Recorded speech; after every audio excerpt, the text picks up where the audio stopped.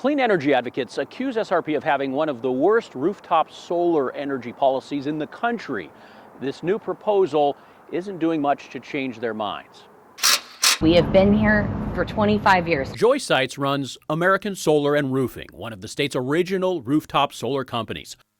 But her employees rarely work in SRP territory. We only do about 1 to 2 solar installs a month in SRP territory just because the return on investment is so minimal. The problem is rooftop solar is a numbers game. Homeowners may not buy the systems if it's not worth the investment. The cost SRP pays for excess power from solar homes is very low. Take a look around the region. APS pays homeowners close to 7 cents per kilowatt hour for their excess solar energy. In Utah, it's 5 to 6 cents. Utilities in Nevada, Colorado, and New Mexico give a direct credit amounting to 10 to 15 cents. SRP pays just 2.8 cents. The new proposal raises that to just 3.5. The solar industry argues that new payout amount is still too low and new time of use plans will discriminate against solar users.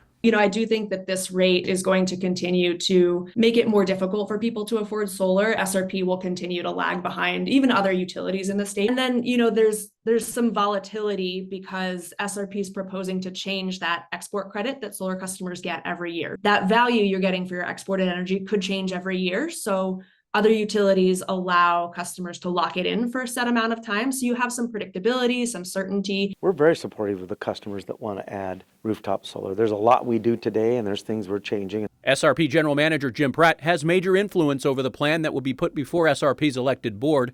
Can you just describe generally how SRP arrived at this proposal? Because we're a not-for-profit entity and we're all about just trying to recover the cost that it takes to serve customers is. What you do is you take what they call a test year. This is standard process in the industry. You add up all your costs, you try to properly allocate those costs to different classes of customers, and then you calculate what the return is that you're getting because you want each class of customer to basically carry their own weight. Management made a proposal. There's been some amendments offered up by board members. We're in the process of responding to those right now and/or even some of the stakeholders. Pratt says SRP's plan is fair to the home solar industry, offering a slight decrease to a fixed month service charge, a renewable energy credits program, and a home battery pilot program. As for that export rate, a Department of Energy report showing other value of solar studies around the country suggests SRP's 3.5-cent proposal remains at the bottom. And I guess I'm wondering, how can SRP be such an outlier here? Are they out of touch? No. What the real value of solar is? I would say that actually what we've been able to do because of how we're organized is that we've been able to appropriately set that price. But determining how valuable rooftop solar energy is to a power company is widely debated. The issue is that when you look at the value of solar, there are many external items that some utilities won't look at. We're very confident that we've gone through and properly allocated all of those benefits.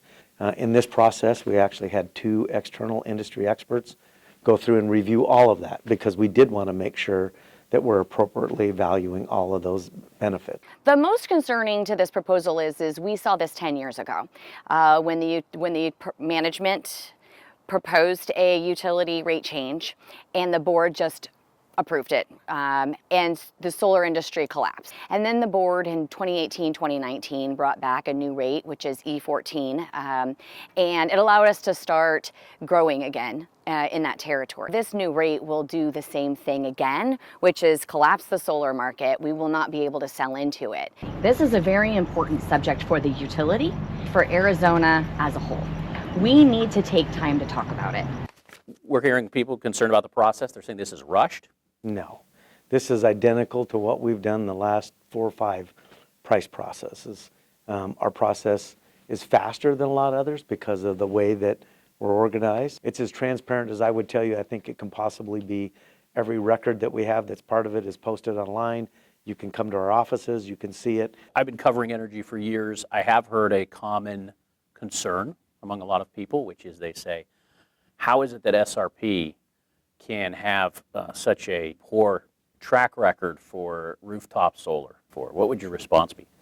We're very supportive of the customers that want to add rooftop solar. There's a lot we do today and there's things we're changing. In terms of what we're doing going forward, We've lowered the monthly service charge. In this proposal, it'll be up to the board. We've increased the export rate by about 23%. In terms of saying that we haven't done well with it, I would say the big difference is in regards to making sure that the benefits that you attribute, that when you're doing that, that they're all appropriate and that other customers are not subsidizing those customers. And that's really the debate that you have across the industry. Do you have evidence today that other SRP customers are subsidizing existing solar rooftop? Yeah, that's also we show that in the proposal that we put out and the study work that we did, that's happening. That's a common utility talking point. And, it's really when you dig into the numbers, it's not the case at all. When customers export rooftop solar, their excess rooftop solar to the grid, that's providing energy that their neighbors can use, and it prevents the need to go out and purchase energy or generate it from power plants. When you look at the costs that utilities can avoid by using power that's locally generated right next to where it needs to be used, then it's really not the case that solar customers are shifting costs onto others. Stakeholders who say, in the end, this proposal, they say, won't make it worth it for new solar rooftop customers. This entire industry is going through a significant amount of change. As you continue to add more and more solar to the grid, you will oftentimes produce more energy than what the load is right then. So you need to do something with that excess energy. You're going to have to store it. So then the next thing that happens is the peak load period for utilities all across the country. This is happening. California ran into this several years ago, right? So the peak load period has shifted to later in the evening. And the reason you want to adjust that is you always want to send customers the best price signals possible so that they can respond the best way possible. So that if a customer can shift load off of the time that's peak, well, then you never have to generate it and you can keep costs lower for everybody. For a utility that's so close to the community and a place that's as sunny as Arizona, it's really surprising that SRP isn't embracing the opportunity to work with customers and really encouraging customers to take action to reduce their energy usage, install solar, install battery storage, and leverage the benefits of all of those together to find solutions. There's also concern that there's nothing innovative in here related to home battery storage. I talk to a lot of energy experts who say that's the future, distributed energy, virtual power plants. Spoiler alert, you and I talked earlier about how do we go about doing this and what would the board approve. What you're going to see is we are proposing a virtual power plant pilot program. Okay, well, that's good. So we can break news with that? If somebody's going to put energy back on the grid or put value to the grid, how do you appropriately monetize that to help them? And in this case, what that pilot will do is go through and say, Joe has a battery, he's willing to let us use it part of the time. How do you appropriately put value on that? And then how would I compensate you for that? One of the really, really important takeaways is to remember SRP is a not-for-profit entity. We're all about managing costs. In this process, I can tell you, we understand, and I take it very seriously, nobody wants a price increase. I understand that. People have had a lot of that in a lot of different parts of their lives, right? So over the last 6 years, we haven't had a base price increase. We've absorbed everything that we can to possibly avoid it. But now we're at the point where we won't recover those costs. So we're putting what we think is as small a price increase as we possibly can in place. We take that very seriously. One other point here related to demand. The residential class is responsible for less than half of overall energy consumption of SRP.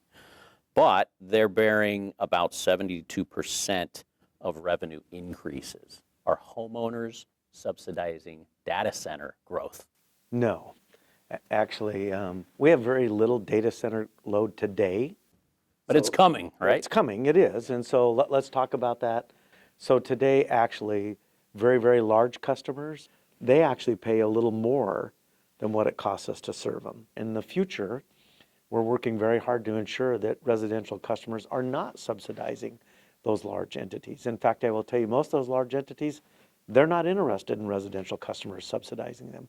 They know that. So we have proposals, a fee that they're going to pay for that to make sure that we're recovering those costs and we don't end up with what in our industry would call a stranded asset that then the residential customer would have to pay for. You can find more about the proposal and next Thursday's meeting right now at this story on 12news.com. Joe Dana, 12 News.